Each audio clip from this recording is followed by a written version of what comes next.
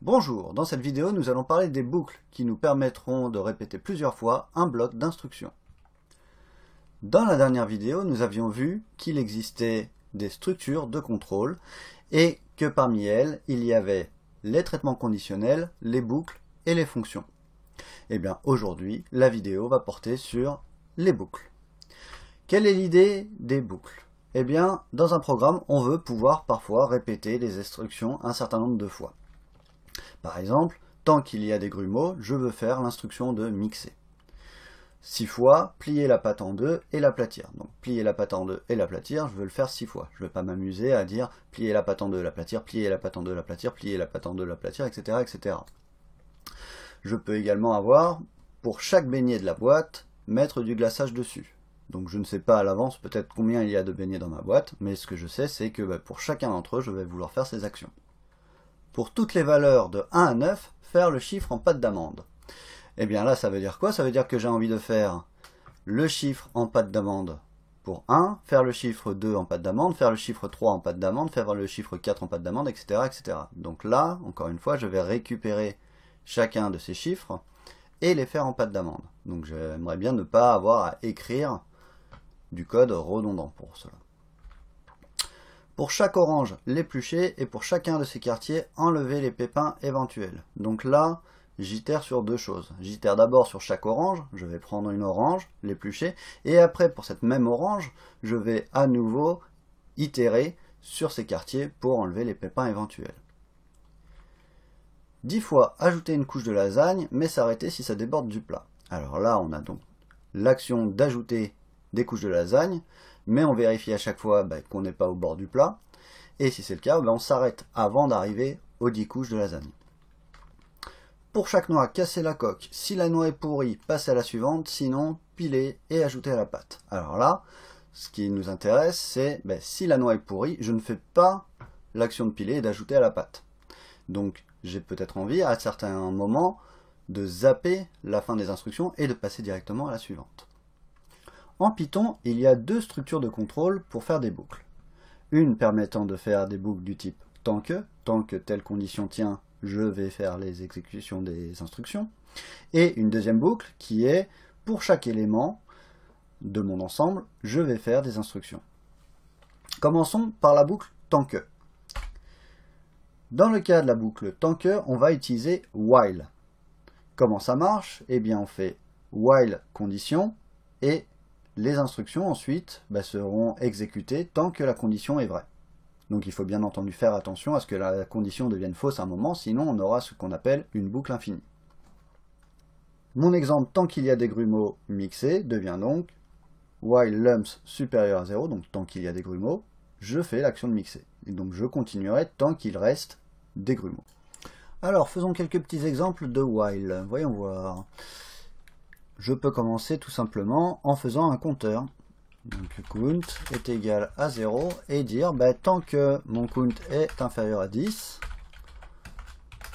je l'augmente et je l'affiche. Donc je fais print count et j'oublie pas de mettre count à jour. Je fais count est égal à count plus 1. Testons. Hop. Ça marche, j'ai bien eu 0, 1, 2, 3, 4, 5, 6, 7, 8, 9. Alors, il ne faut surtout pas oublier de mettre ça, sinon count n'évolue pas, et là j'ai une boucle infinie. Ça va jamais s'arrêter, regarde. Hop, je sauvegarde, je réexécute, et là ça fait en boucle, en boucle, en boucle. On a l'impression qu'il n'y a rien qui se passe, mais en fait, il y en a plein des zéros.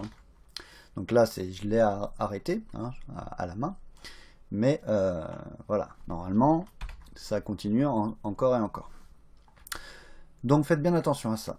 Qu'est-ce qu'on peut faire? Par exemple, on peut demander à l'utilisateur de saisir son nom et tant que son nom n'est pas valide, tant que son nom est vide par exemple, eh bien lui redemander son nom. Comment on fait ça? On fait une boucle name, enfin une variable name, ok, et dans la condition ici on dit tant que name est égal à la chaîne vide, eh bien on va demander name égale input, entrez votre nom. Hop, et après la boucle, on affiche bonjour avec le nom saisi. Hop, entrez votre nom, je fais entrer, du coup j'ai une chaîne vide, il me dit de recommencer. Par contre, si je mets Ben, bonjour Ben. Donc vous voyez, c'est très simple d'utilisation, hein, il faut juste faire tant que cette condition est vraie. Tant que mon nom est égal à la chaîne vide, je demande un nom. Si j'appuie directement sur entrée, ben, j'ai rien saisi, donc ça reste vide, donc ça me redemande d'écrire mon nom. Le deuxième type de boucle est le type pour chaque. Ça sert à quoi une boucle de type pour chaque? Eh bien ça sert à itérer sur les éléments d'un itérable. Qu'est-ce que c'est qu'un itérable? Ben, c'est une entité qui peut fournir successivement plusieurs éléments. Par exemple, on connaît déjà la chaîne de caractères qui est un itérable qui permet de fournir les caractères, la composant. Par exemple, si j'ai une chaîne de caractères hello, itérer dessus me donnera H, puis E, puis L, puis L, puis O. On va en voir un autre plus en détail bientôt qui est range, qui est un itérable fournissant les nombres d'une séquence. Et la boucle pour chaque se fait donc au moyen de for. Comment ça marche? On dit for element in iterable. Ce qui veut dire que mon itérable est composé d'éléments. À chaque tour de boucle, je vais prendre un de ces éléments et le stocker dans la variable que j'ai ici, qui est ici appelée element, mais que vous pouvez appeler comme vous voulez. Et donc, on fera les instructions qu'il y a en dessous pour cette valeur-là particulière. Par exemple, pour chaque beignet de la boîte, mettre du glaçage dessus, et bien là, dans ma boîte à beignets, qui est mon itérable, je vais récupérer chaque donut successivement et y ajouter, à ce donut en particulier, du glaçage. Faisons quelques exemples maintenant pour la boucle for. Alors, on peut déjà commencer à itérer sur une chaîne de caractères. Alors, je peux l'écrire directement. S est égal à bonjour. Et du coup, je fais pour chaque caractère qu'on va appeler C, j'ai dit in S, je peux juste afficher mon caractère courant. Hop, on va mettre le caractère courant.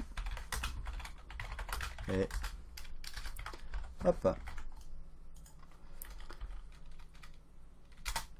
Ah, c'est pas sub que je voulais faire, c'est Python for. Hop là. Et donc là, du coup, ça me met bien un tour de boucle avec le caractère courant et B, puis O, puis N, puis J, puis O, puis I, puis R. Rien ne m'empêche de faire des choses plus compliquées dedans, par exemple vérifier que le caractère est une voyelle ou une console.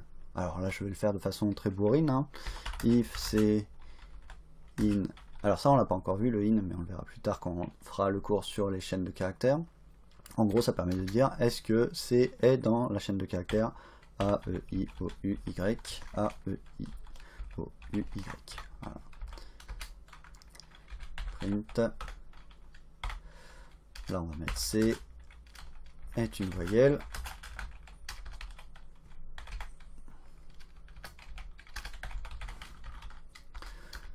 Else.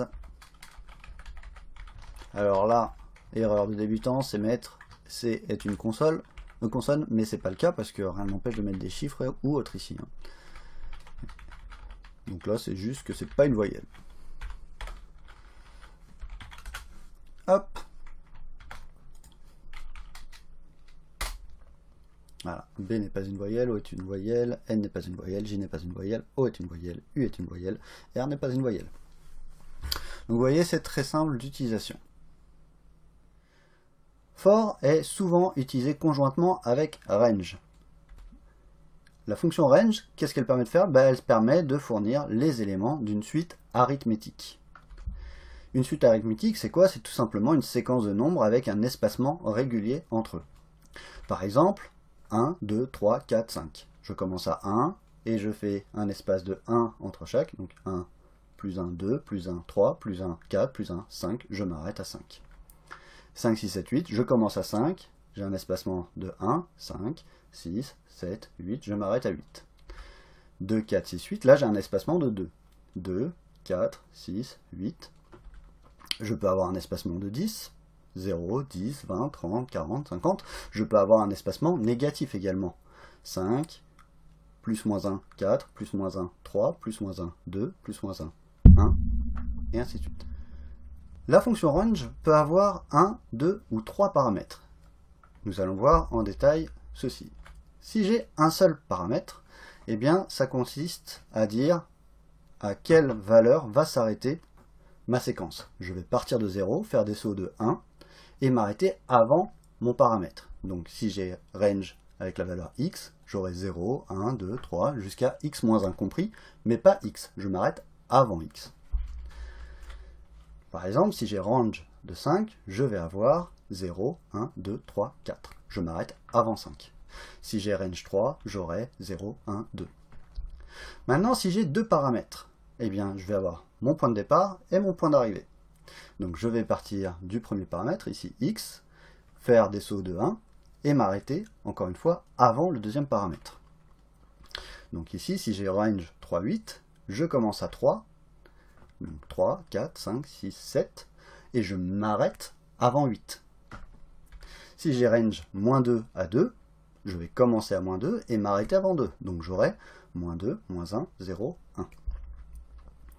La troisième façon d'utiliser range, c'est avec trois paramètres. J'ai un point de départ, un point d'arrivée et un saut constant.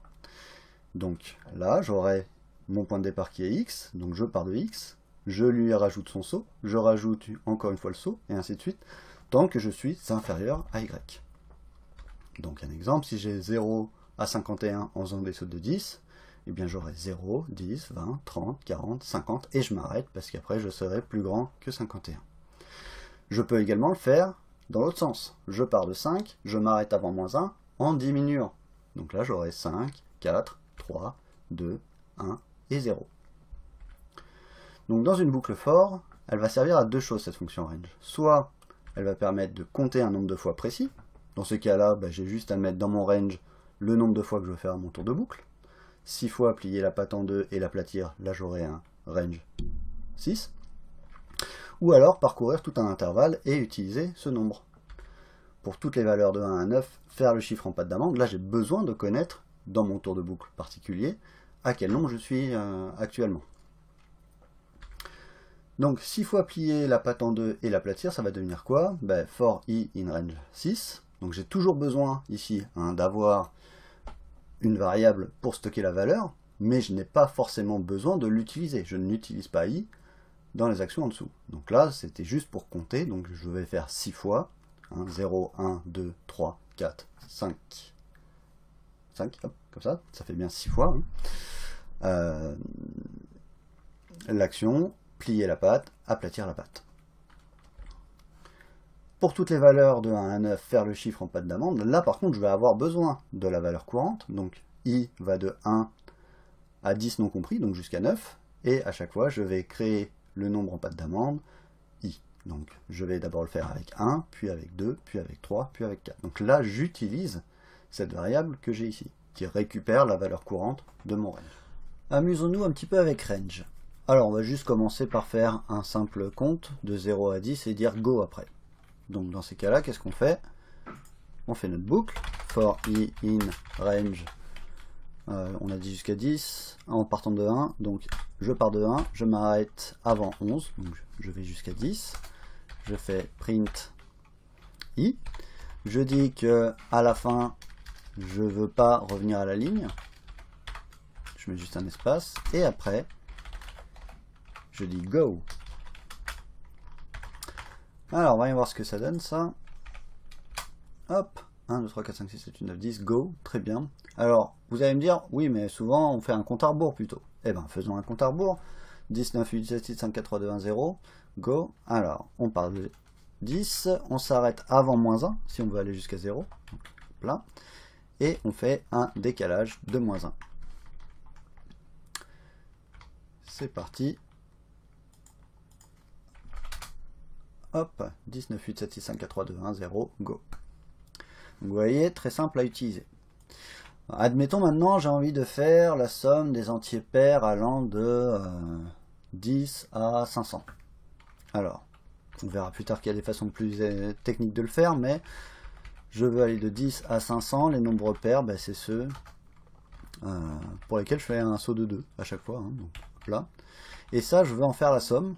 Eh bien, j'ai juste à faire une variable totale. Oula, qu'est-ce que j'ai fait?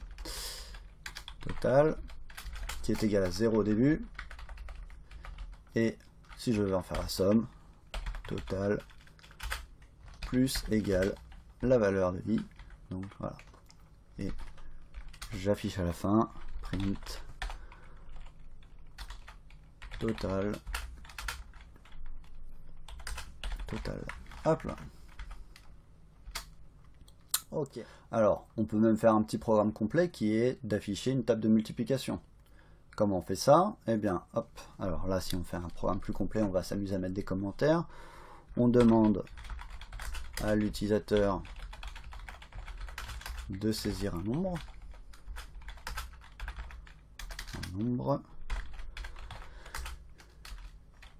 Et on le stocke dans n.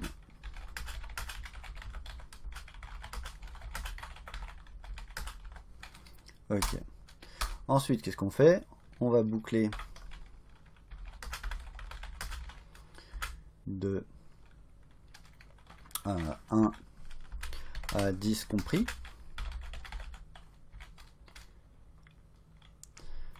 Avec une variable i.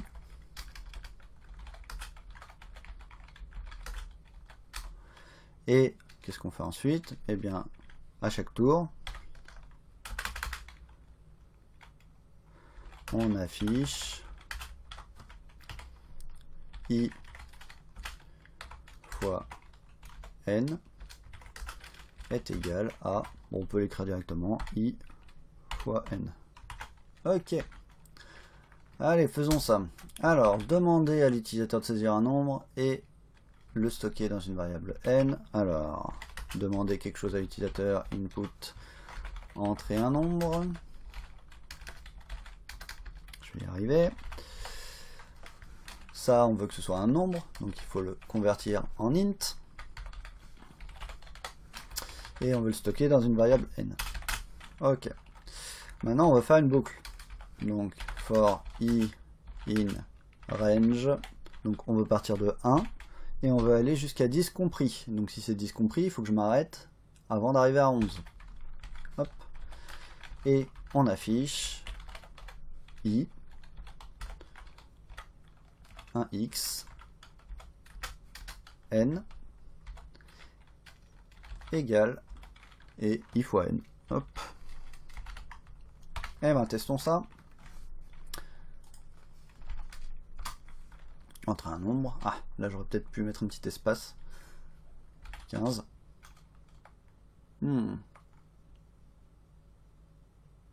Ah oui. Là je me suis trompé. Où est-ce que je me suis trompé ici? Eh bien, c'est très simple. Là j'ai fait i fois x. C'est pas i fois x, c'est i fois n. Hein, donc là c'est ce qu'il nous dit. Il nous dit, à cette ligne-là, ligne 8, dans mon fichier range.py, j'ai écrit ça. Et il me dit, bah ouais, je connais pas de nom x. Bah non, il connaît que i et n qui ont été déclarés. Hein. X, il ne le connaît pas. C'est ça qui était mon erreur. Donc vous voyez, hein, un petit peu d'inattention et n'importe qui, même après 20 ans de prog, bah on fait des bêtises.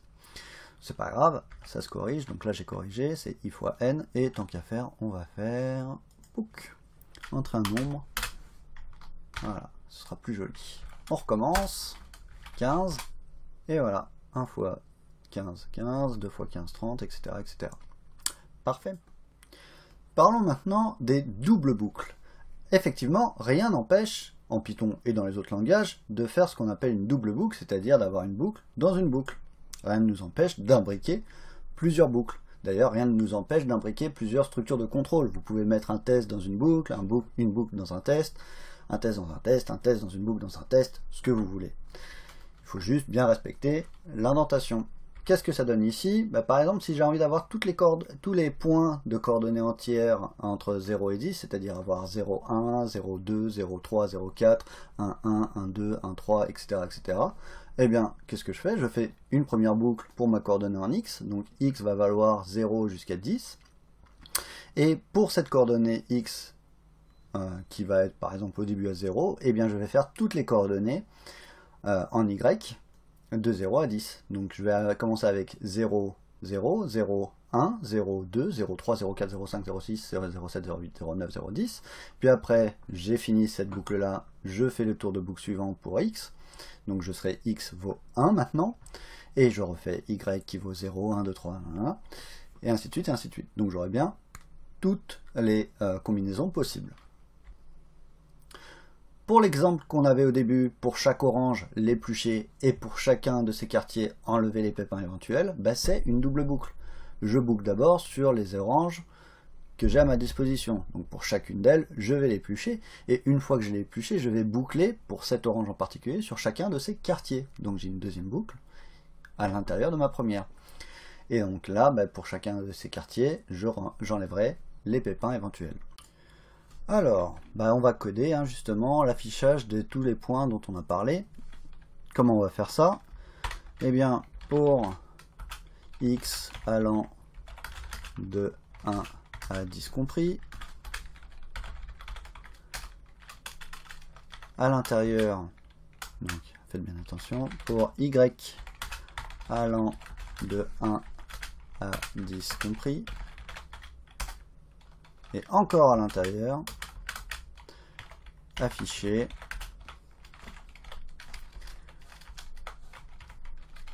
x, virgule, y.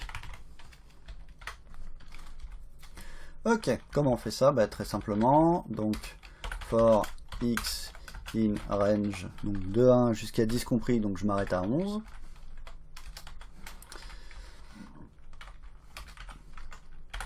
Pour y, in range de 1 à 11 également.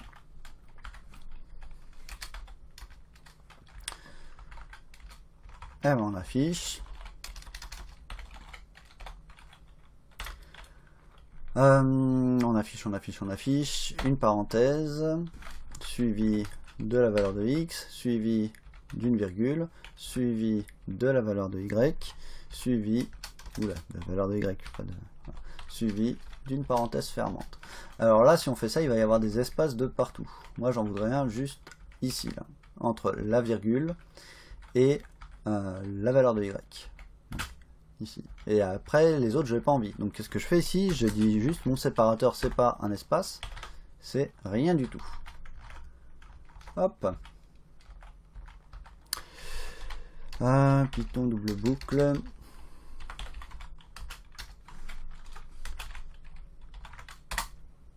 Voilà. Ah oui, ça en fait des affichages, c'est pour ça que je les ai pas mis sur la slide. Si j'avais pas mis mon cep là, comme ça, qu'est-ce qui se serait passé? Bah, ça aurait marché, c'est juste que l'affichage aurait été moins joli. Voilà, il y aurait eu des espaces en trop. Bien sûr, rien ne vous empêche de faire une deuxième boucle qui dépend de la valeur sur laquelle on est au début. Regardez, si là j'ai envie de faire jusqu'à x plus 1, ça me fera que les valeurs où y est plus petit que x. Donc j'aurai pas de redondance dans mes paires de points, c'est-à-dire si j'ai 2, 5, j'aurai pas 5, 2 grâce à ça. Parce que là, je m'arrêterai avant d'arriver à des valeurs trop grandes. Donc regardez, hop, qu'est-ce qui change ici? J'ai 1, 1, 2, 1, 2, 2, 3, 1, 3, 2, 3, 3, mais à chaque fois, je peux pas avoir 3, 4, 3, 5, 3, 6. Je m'arrête avant parce que ici, justement, je suis relatif à la valeur actuelle de x. Alors, on finit avec deux instructions particulières qui sont très utiles dans les boucles. Break et continue. Ben, ça peut arriver, par exemple, qu'on ait envie de sortir de la boucle avant d'attendre sa fin normale. Par exemple, 10 fois ajouter une couche de lasagne, mais bien sûr, je vais arrêter d'ajouter des couches de lasagne si mon plat déborde. Je ne veux pas forcément mes 10 couches de lasagne. Donc je m'arrêterai avant. Et bien ça, comment je fais en Python pour l'exprimer? J'utilise l'instruction break. Attention, ce n'est pas juste un mot-clé, c'est une instruction. En elle-même, ça suffit comme instruction.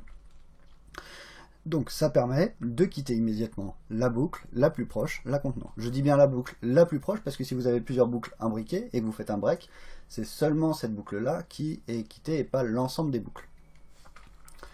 Donc le 10 fois ajouter une couche de lasagne mais s'arrêter si ça déborde du plat, ça devient for i in range 10, donc 10 fois.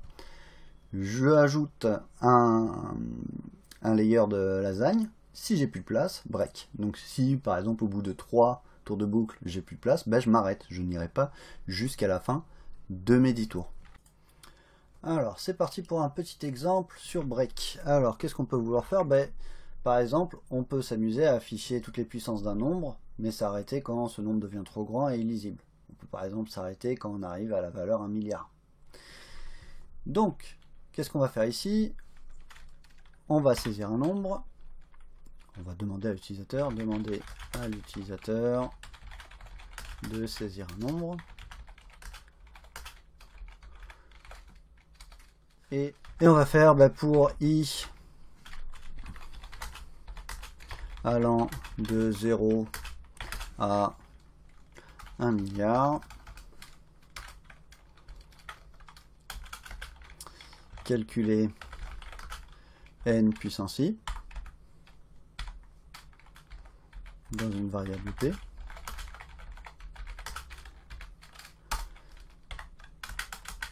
Si p est supérieur à 1 milliard, 1, 2, 3, 1, 2, 3, 10 millions, 100 millions, 1 milliard, voilà, et bien on quitte, on sort de la boucle.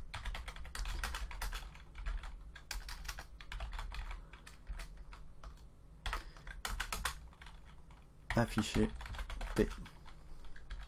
Ok. Alors, on va afficher, tant qu'à faire, n puissance i égale P. Voilà. Alors, let's go. Comment on fait ça? Ça, toujours pareil, à force. J'espère que ça va bien vous rentrer dans le crâne. Input. Entrer un nombre. Hop. Ça, je veux que ce soit un entier. Int, hop là. Et je veux le stocker dans une variable n. Ok. Pour i allant, donc for i in range 1000, millions, milliards, voilà, ça va aller. Print. Alors, si... non, je vais y arriver. Calculer n, donc ça c'est p est égal à n puissance i. En dessous, si p est supérieur à 1 milliard, donc if p supérieur à 2, 3, 1, 2, 3, 1, 2, 3. Alors, qu'est-ce qu'on fait? On break. Sinon, on affiche. Alors, n puissance i égale p. Donc là, on a envie d'avoir des espaces juste de part et d'autre du égal. Et toujours pareil. Alors, c'est une solution pour le moment parce qu'on ne sait pas bien construire des chaînes de caractères. Vous verrez après qu'il y a des façons beaucoup plus jolies que ça pour le faire. C'est pour ça que je galère un petit peu, c'est parce que habituellement je le fais pas comme ça. Mais chaque chose en son temps. Alors, testons ça. Est-ce que j'ai bon du premier coup? Ce serait bien. Python 3 break. Entrer un nombre. Alors on va prendre 100. Voilà, ça s'arrête assez vite. 100 puissance 0, ça fait 1. 100 puissance 1, ça fait 100. 100 puissance 2, ça fait 10 000. 1 million. 100 millions. Et après, ça ferait 10 milliards. Donc, on s'arrête. Bien sûr, je peux m'amuser à le faire un tout petit peu plus long. Et même comme ça, 2 puissance 29. Et pouf, on a déjà fini. Okay. Continue, c'est un petit peu différent. Continue, ça permet de zapper un tour de boucle, mais de rester dans la boucle. Donc là, ce qu'on fait par exemple, c'est pour chaque noix, casser la coque. Si la noix est pourrie, on passe à la suivante. Donc là, on zappe ce qu'on fait habituellement sur nos noix. Et sinon, donc, on la pile et on l'ajoute à la pâte. Donc, on utilise continue pour ça. Hein, ça permet de passer directement au tour de boucle suivant sans faire le reste des instructions. Alors, on finit avec un exemple de continue. On va demander à l'utilisateur de nous saisir un entier n. Et pour i allant de moins n à n, on va diviser 1 par n et afficher le résultat. Problème, quand i vaut 0, ben on ne peut pas afficher 1 divisé par 0, ça plante. Donc il faut zapper ce tour de boucle. Donc, demander à l'utilisateur un nombre n. Demander pour i allant de moins n à n, si i égale 0, on zappe. Sinon, on calcule d égale 1 sur n et hop là, on affiche. Donc on demande un nombre, input, entrer un nombre, ça on en fait un int, et on le stocke dans n. On fait notre boucle, for i in range, donc on part de moins n jusqu'à n compris. Voilà. Si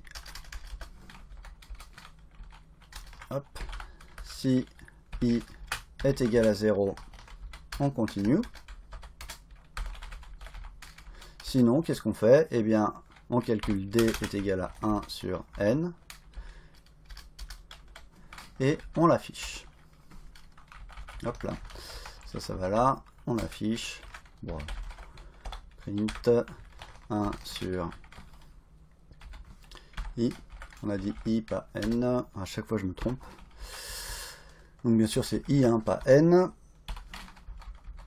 1 sur i égale d. Tac tac tac. Alors, et là on veut toujours pareil, notre séparateur qui est l'espace vide et des espaces à droite et à gauche du égal. Testons ça. Hop, Python continue. Entre un nombre, 10. Et voilà. Donc là on voit bien 1 sur moins 10, 1 sur moins 9, 1 sur moins 8, tac tac tac. On s'arrête, on ne fait pas 1 sur 0 et on repart de l'autre côté. Donc on a bien zappé i égale 0. Voilà, c'est tout pour cette vidéo. D'ici la prochaine, portez-vous bien et à bientôt.